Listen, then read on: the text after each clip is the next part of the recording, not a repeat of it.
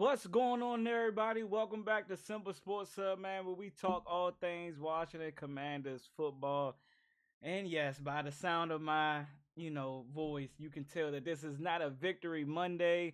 But guess what, man? We are here to talk about our Washington Commanders facing the Baltimore Ravens, the Battle of the Beltway, man. This was the Battle of the Beltway.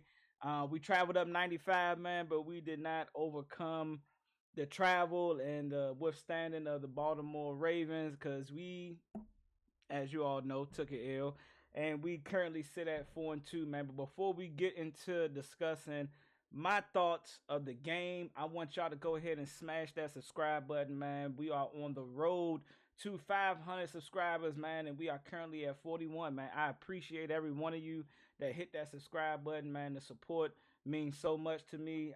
It makes me keep going and going and going and putting out videos and content for you guys to review. And for all my Commanders fans, man, make sure you hit that like button. Even if you're not Commanders fans, hit that like button, drop a comment, tell me your thoughts on the game, man. Tell me how you think we stood up against a top tier, top three team in the NFL currently. I want to know. So, discuss with me, man. Talk to me in the comments. I will respond back. It's a dialogue, man. Agree to disagree. Pop your shit. I don't care, man. I'm just happy that I get to do this for you guys and continue to drop content. So with that being said, man, let's go ahead and get into yesterday's game that we played against the Baltimore Ravens. I'm gonna start off with this. I am not upset at the loss. I think we did put up a good fight in the first half. It kind of got away from us in the second half. It seemed as though Baltimore caught on to what we lack at or what we was willing to give up, and that was the one-on-one routes with Zay Flowers and company, Rashad Bateman, Mark Andrews, who we haven't even saw leading up to this game. We thought that he was part of the coaching staff, or he was, he was literally looking for a new house somewhere else. But yesterday he came in, and even though it was only like 2 or 3 catches, but he ended up catching a touchdown on us. Um, they offense did what it was supposed to do against our struggling defense, who has been playing well in the previous weeks. So I got to give him credit there, and I give him credit in this game, man. We went up against a top-notch offense and an overall team, better team than us. So I knew the momentum going into the game. A lot of us had us, I had us upsetting them. And as I got to stand here like the grown man that I am and, own up to the loss that we did take. We didn't do enough. We kind of hurt ourselves in key moments. And I'm going to get into that. So I'm going to start off with the defense. And then I'm going to talk about the offense and what I thought I saw in yesterday's game. So from the defense perspective, man, I think that we played very well. We stood up with them very well in the first half, and going into the second half, it just got away from us, and but I gotta give credit where credit is due. Zay Flower cooked us. He motherfucking was in his Louis Duffy bag, like he was cooking us with an inside route. We was giving up the inside release all day, but the thing is that we did not have linebackers, not once. And this is just what I wished from Joe Witt, is that as much as I know we wanted to predicate on stopping the run and packing the box and making him beat us with his arm, 1 or 2 times, maybe a couple times out of the game, I just wish that we showed a close front and we dropped our linebackers back. Because if you really realize it, all of Lamar Jackson throws was right over top of the linebackers. He maybe had one outside corner route to I think it was Likely, or that one was to I think I, I think it was Zay Flowers, and or it was Mark Andrews. But anywho, like most of his passes was completed right over top of the linebackers, and that was just us getting lack of depth. I seen Bobby Wagner get beat over top twice. One was for a touchdown to Mark Andrews, and then the other one. But it wasn't just him though. It was him and Frankie Louvu, because again, I don't know what the game plan. The game plan was we're gonna play up close, and we're gonna trust and hope. And if we lose this game, we're gonna lose this game getting beat 1-on-1 against our cornerback with our cornerbacks and their receivers. And they actually did what they were supposed to do. They beat us on the 1-on-1 routes, which was mostly inside routes. They ran a comeback outside, a comeback and all that outside the numbers a couple of times. And then when we needed to get off the field, we got costly penalties. If he was a defensive hold and it was a pass interference, And you're acceptable to that, right? You're acceptable to that when you're putting so much pressure on your cornerbacks to play one-on-one coverage. They got to cover inside, outside, deep routes. It's a lot that they got to anticipate for. So it's like you'll rather give up everything underneath, make them go short yards inside. But I would rather them go short yards outside so that you can use the sideline as your friend to tackle. But again, our D line got pressure. We got there at moments. We got to Lamar Jackson at times, which I got to give them their credit for. But some of the run lanes, which we knew they was going to kill us deadly on the outside run. We knew they was going to run outside zone, outside stretch, toss, and then they killed us sometimes up the middle, which I expect. He was gashing us for 3 to 4 yards. Derrick Henry was gashing us, and then there was some design run plays for Lamar Jackson where he gashed us, for about 15, maybe 20 yards, and that's again they got a high power offense. I don't really take much from them. I give them their kudos. They did their job, and you can just tell that we still have a lot of work to do. Especially, again, I don't even know if no DBs can cover even the top DBs. I don't know if they can cover a Zay Flowers all game 1-on-1 and have to be worried about double moves and all that. That's a lot to put on any cornerback, any safety, any linebacker. Because Walker got in the game and was checking somebody. I'm like, why the hell is he checking him 1-on-1? But anywho, that is what it is. I think we should have played a little bit more zone, and if we was going to zone, we was going to contain and make and force Lamar to try to fit it into a window. Not saying that he could, but again, I just felt as though that we didn't give Lamar enough looks. When we blitzed, we blitzed. We showed blitz. We never dropped out. We never faked the blitz and dropped back into deep coverage and made him throw the ball underneath where we can rally to the ball versus us getting beat over top for 10, 15 yard gains. And they just walked the ball down the field. They ran in the second half. They ran the ball down. They just ran the ball down our throats. Derek, no Diddy. Um, they Derrick Henry got into the end zone twice. And I seen the us just getting the wear and tear. But that's all the credit to the Baltimore Todd Monken. You my guy. Baltimore, Georgia Bulldog, offensive coordinator, national champion. I gotta give you your credit. You called a good game. You called a good game. I expected them to run the lap, and I expected them to take the pass when it was there. And Lamar proved to us that he can throw the ball. Now, all that Lamar Jackson, Jaden Daniels being better thrower than Lamar Jackson. I heard some of my fellow Ravens fans, and they mad at Ryan Clark for talking his shit about Jaden Daniels, or they felt like he was coming for Lamar Jackson. I took it as he was talking about from his rookie year and Jaden Daniels' rookie year. If we want to, and again, this is not me judging or saying Lamar Jackson wasn't a good rookie. One, yes, he did start off late in the season rather than Jaden started off at the beginning of the season, week one. But if you want to be fair, Lamar Jackson did have problems with being inaccurate. That's just what it is. It's not. I'm not saying that he didn't make passes. He didn't make throws. He did. He very well did make throws his rookie year. But one of the biggest knocks on him was him being a pocket passer and him being showing his accuracy, and he showed that. He improved on that. He's gotten better at that. He can throw the ball, and he can throw anticipation routes. He can throw the ball in between, linebackers, and he can throw the deep ball. He can do the touch passes. He can do all that. So I'm not taking that away from him. But his rookie year, if you were to ask me, and you could say this is a biased opinion, from a throwing perspective, seeing how, and this is going to lead me into the offense, but I'm just going to start off with this. Seeing how JD throws the ball from a pocket anticipation routes, looking DBs off and fitting the ball where he just moved that DB at. He's missing. And if you want to give, I'm gonna give him credit, but I'm also give him rookie mistakes. There are receivers that's open that I've seen that he just not throwing the ball. And again, that comes with time, right? It came with time with Lamar. It's gonna come with time with JD. But anywho, final thoughts on the defense. I thought that they played a very well football game. Moments where I thought we should have got off the field, we did not. Key third downs where we should have got off the field, they converted, or it was some penalties. And I seen some of the screenshots, some of the still shots that people have been posting on X. I think that the refs this year has been doing a terrible job at calling games. I'm just going to flat out say it. I'm not even just talking about for the Commanders playing against Baltimore or whoever we played against. I'm talking about just looking at the NFL in its entirety, every game. I'm seeing holding calls like the judgment on holding has been horrible. The judgment on pass interference. What I've and again maybe the rules has changed since I've been watching the game, but anytime I don't see a DB turning around and finding the football and they're just face guarding a receiver, I thought that was PI. But sometimes they let it go, sometimes they don't. It's a judgment call, right?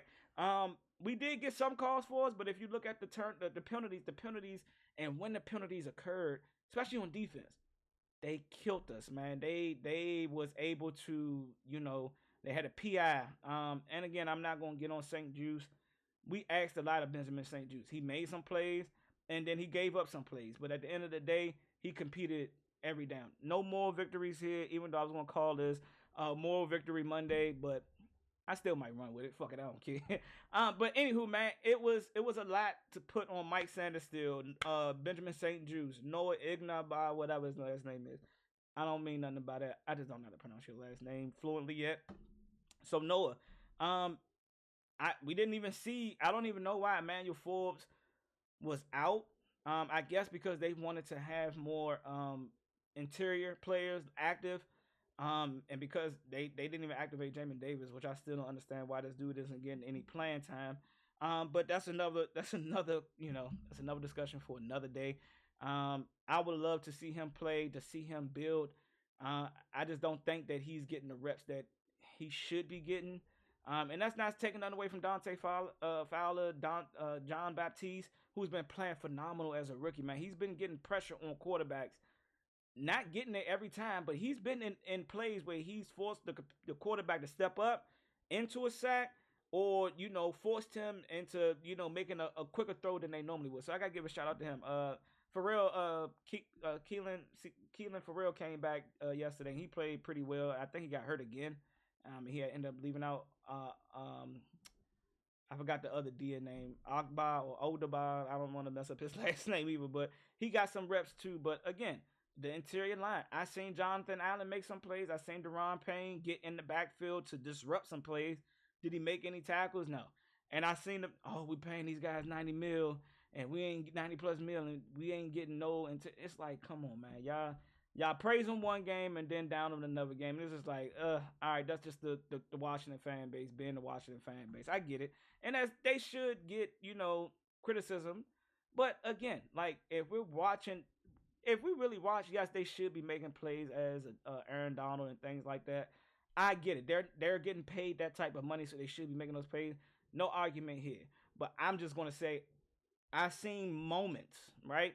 Now they got to capitalize on their moments, and they got to start wreaking havoc where they're being game changers instead of just being disciplinary guys that stand in their zone and their gap. I needed to see them wreck some plays off the snap of the ball. Deron Payne has shown some signs of that. I haven't seen it from Jonathan Allen where he just off the snap just get off the ball and make a play. I haven't seen it yet. I'm not saying that he can't do it.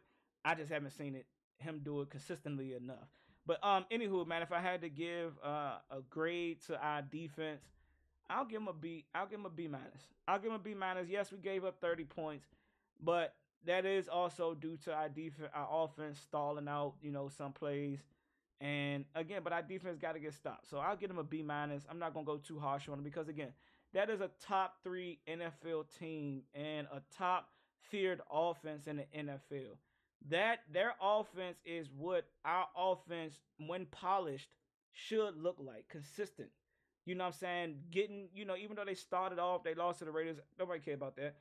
But the games, that the way that they, got back into rhythm.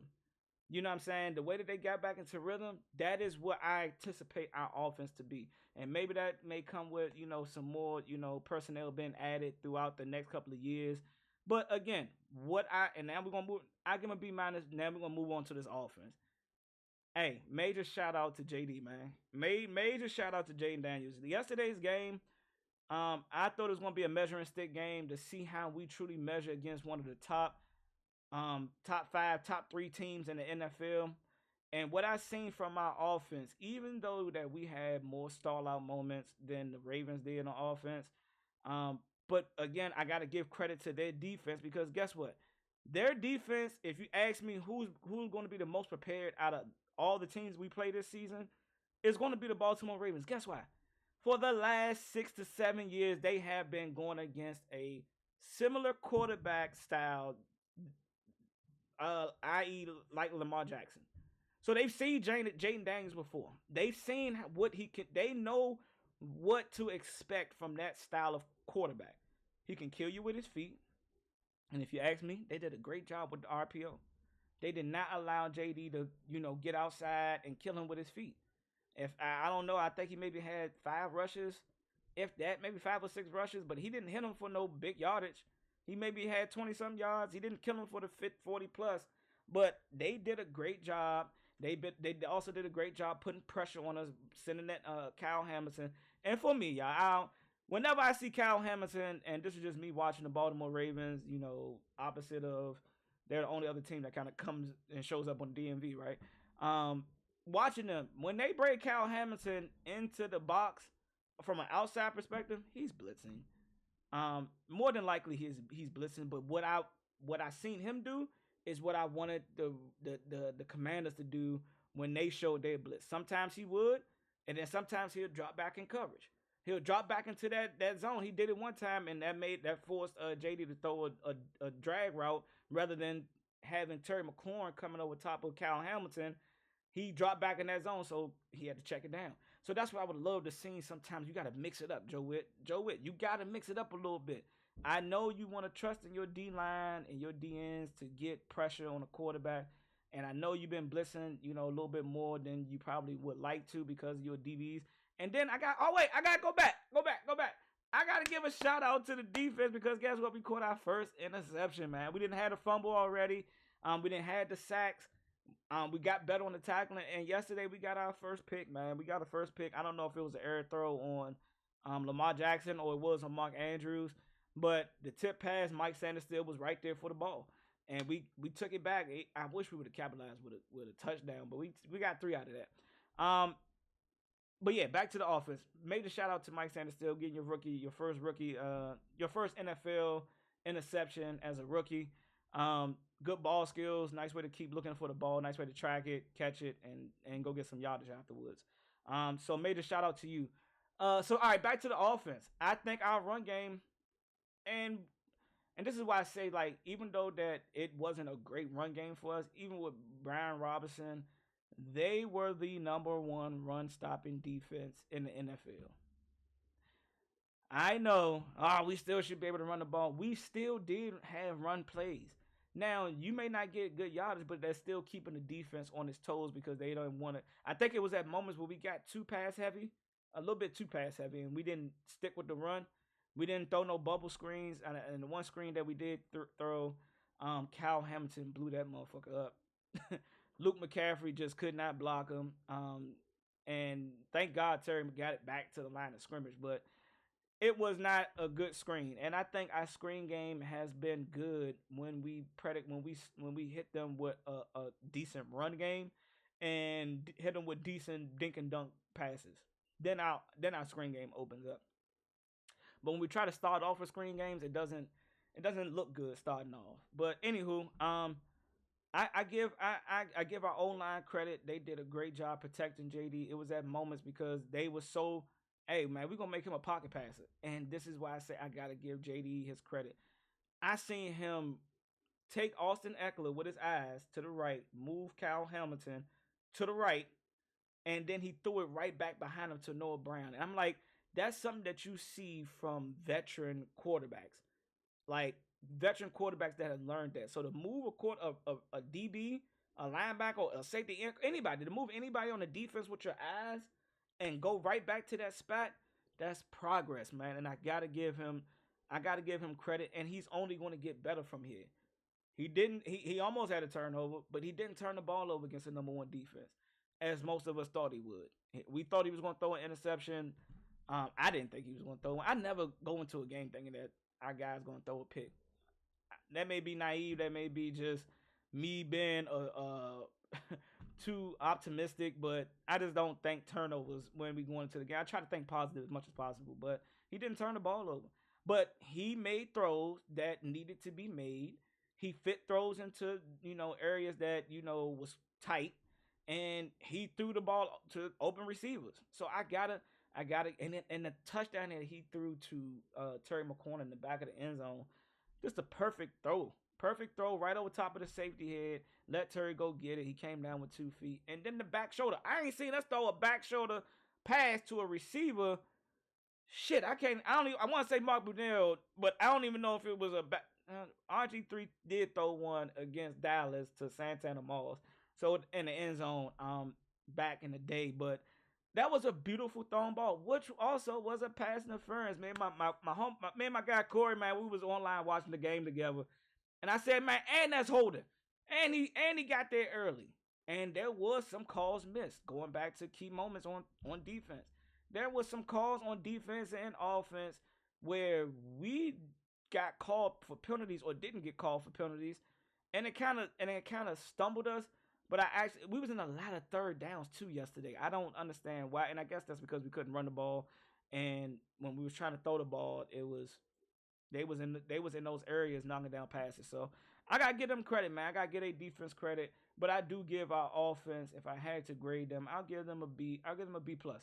I give our offense a B plus. Major shout out to Austin Eckler and McNichols for running the ball as effective as they could. I'm not going, we went against a top nose defensive line, defensive interior, defensive front seven. So I'm still going, give a shout out to them. And again, against the measuring stick, I didn't know. I thought we was gonna upset them, but us losing 30-23, less than 10 points against that type of team, been as though how bad we have been years prior. I thought if years prior you asked me, hey man, we ain't got no chance against these dudes. They're gonna put up 30, 40 plus on us. We may not even get 14 points. That's what I like. If you had to ask me how, like, on the measuring stick prior years, yeah, we don't have a chance at all. We actually competed against these guys. We was actually going down the field on their defense. They was going down the field on our defense. Both of our offense showed up, but they showed up a little bit more. So I gotta give them credit for that, man. I gotta give them credit for that. But I also gotta give our credit team. I know it's no more victories in here, but you gotta take the small wins against a team that nobody had us beaten anyway. There was one time the analyst was right. We actually lost based off of everybody picking us to lose. And look, we're 4-2. 4-2, still top of the division. Some of the NFC, I think the Eagles won. Giants lost. Cowboys got they belt to ass. But we ain't gonna talk about that because it ain't about them right now. I think that and I heard Fadarius Mathis say, man, that was a good game. I like how we competed. You got to take these type of losses and see where you're truly at, and see that we're forced to be reckoned with. And I'm done. I'm done. Going into games questionable. I think that we should go into the next 2 to 3 games, and we should be 4-1. If we should only lose one game. Now that we lose more than one game, and we lose to the Panthers next week, all right, yeah, it's gonna be some different talks that we gotta say now. It's not gonna be different talks because at the end of the day, any given Sunday, any given moment in time, a team can come in and beat us. We're not that superior to be thinking that we. But I think that we should beat the Carolina Panthers. The way our offense been playing, number one offense, I think we should beat the Carolina Panthers next week at home. But again, major shout out to the Baltimore Ravens, man. Y'all own the Beltway for another year. Fuck y'all. It's like nah. Major shout outs to all the Baltimore Ravens fans that I know. Shout out to Lamar and Derrick Henry for doing what y'all was supposed to do. Roquan, my guy, Georgia Bulldog. Shout out to you, Kyle Hamilton. You supposed to be on our team, but we didn't draft you. Ron Rivera decided to trade back. I'm still mad because you were supposed to be our safety. And y'all know I'm a defensive guy. I like defensive players. But yeah, man. Hopefully we can build upon this. Hopefully we can get back next week and get back into the win column. Go 5-2. But until next time, I catch up with y'all. I'm out of here, baby.